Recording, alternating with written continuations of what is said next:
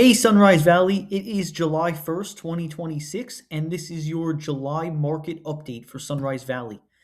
So, we do not have a ton of data to go over this month, which is not surprising. As I've said in my previous videos, because there's only 93 single family homes in Sunrise Valley, it's very common for there not to be a lot of activity. In fact, there's going to be a lot of months you're going to see where there is no activity. And in those months, I'll take that opportunity to discuss some other topics with you. But for this month, we do have a little bit of activity to go over.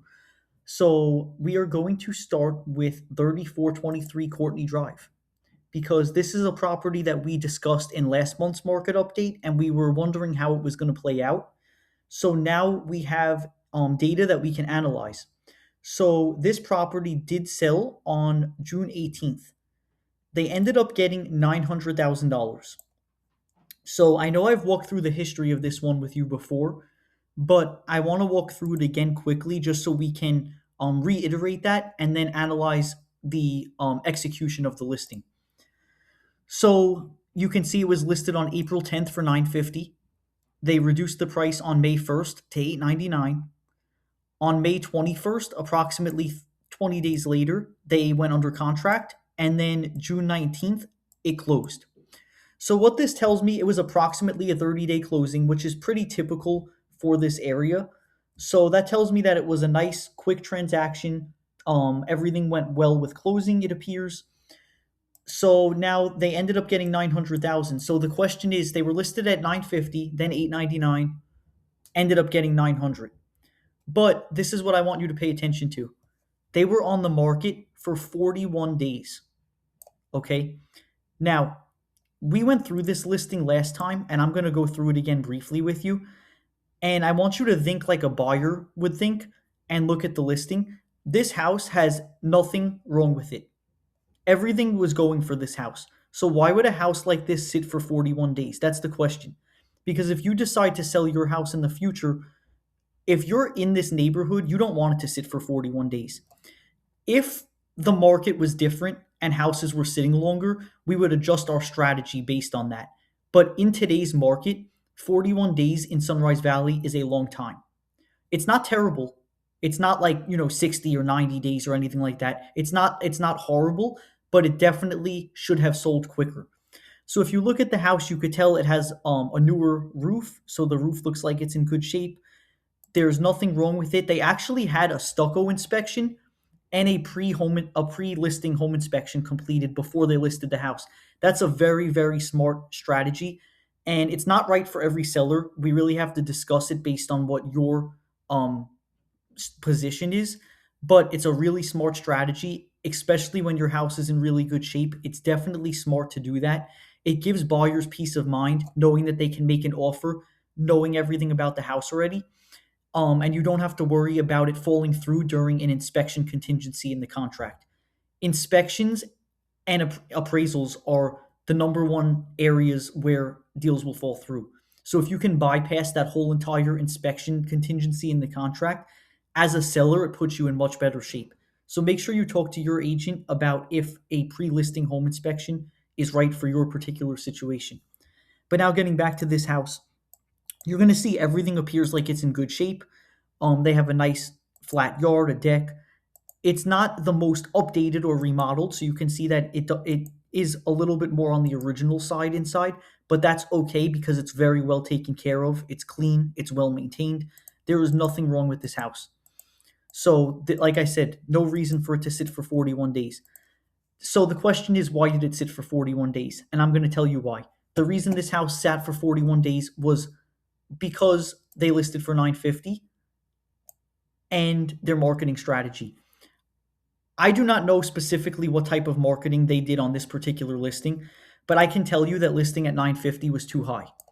If they would have started in the high 800 range to begin with, now obviously this is all assumptions. There's no way of ever knowing this for sure, but in my experience, I'm telling you that most likely if they listed this house in the high 800s to begin with from day one and combined that pricing strategy with a really effective launch and marketing plan, they probably would have ended up at this same 900 number, possibly even higher than they got, and they would have sold it quicker than 41 days, probably within the first 1 to 2 weeks. So it's really important that you pay attention to this because sometimes sellers will think, well, if I list at 950, I have a better chance of getting more money. But you actually don't. In this market, in this area, that's the important takeaway because every market is different. In this market, in this specific area, overpricing your house will leave money on the table. And I recommend you check out my video on YouTube about Upper Saucon sellers leaving money on the table, which goes more in depth with this. Now, 900 is a great price. So that's good. They should be happy with the result they got. 900 is good. It's about what the house is worth, but chances are they would have got there a lot faster. Possibly they would have got more. They likely left a little bit of money on the table. They possibly would have got more if they combined an effective pricing strategy and an effective marketing strategy from day one. So this is a good in-between example of a house that has nothing wrong with it. That's a really solid house for a buyer, but did not. It's not on either extreme. So it didn't sit on the market indefinitely and no one wanted it, but it also did not create a hype and create a sense of buyer urgency from the very beginning. This sort of falls somewhere in the middle. And that's why I like this example because we have a lot of examples of the two extremes. It's not all the time we see an example of something sort of just in the middle like that. This is a really good reference to have if you're a homeowner in Sunrise Valley, um, to give you a good idea of what happens when you launch houses different ways. Now, this is the only closed transaction in June in the neighborhood. The only other activity in the month of June would still be, or active market activity, I should say, because this was before June, is that 3411 Stonegate is still listed as temporary off market. Um, like we talked about last time, I don't know exactly why their contract fell through. If you or someone you know has interest in this house, feel free to reach out to me and I would be happy to get in touch with the listing agent and get you more information on it.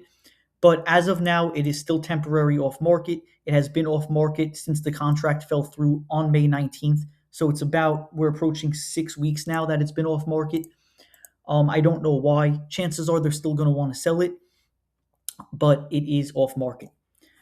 So that is all of the activity for, and we've already gone into detail on this one specifically on why it's been sitting for so long and why it hasn't sold. And if you missed my other videos, just go back and watch them. We go into a lot of detail on why this particular house did not sell at this point.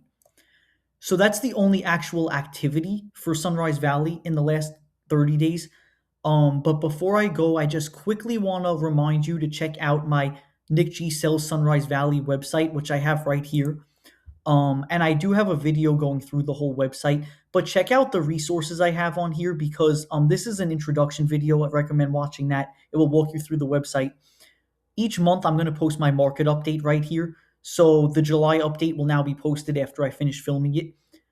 And I have another Sunrise Valley video here as well. But this is the most important part. I want you to check out these resources that I created. These are all articles that are going to answer your question as a seller. And I know I've talked about this before, but every week more content is published. And each article is going to relate to different topics, sometimes similar topics, but it's going to answer questions that I know that you have as a homeowner. So just look through these. For example, the latest article I just posted on Monday was what creates long-term appeal in Sunrise Valley. That's a good one to check out. Why buyers often feel comfortable in Sunrise Valley when they're looking to buy a home. This one is a really good one. Why some Sunrise Valley listings lose momentum, which we have sort of talked about in these market updates. What makes Sunrise Valley feel different than other neighborhoods in Center Valley. So there's tons of articles, and I'm going to keep publishing more as time goes on. So definitely check out my Sunrise Valley specific site and look at the resources because they are very helpful whether you're looking to sell your house or not. And there's more resources down here too, my Sunrise Valley Seller Guide, but I just wanted to bring some of these newer articles to your attention. So that is your Sunrise Valley market update for July, and I will see you back here on August 1st.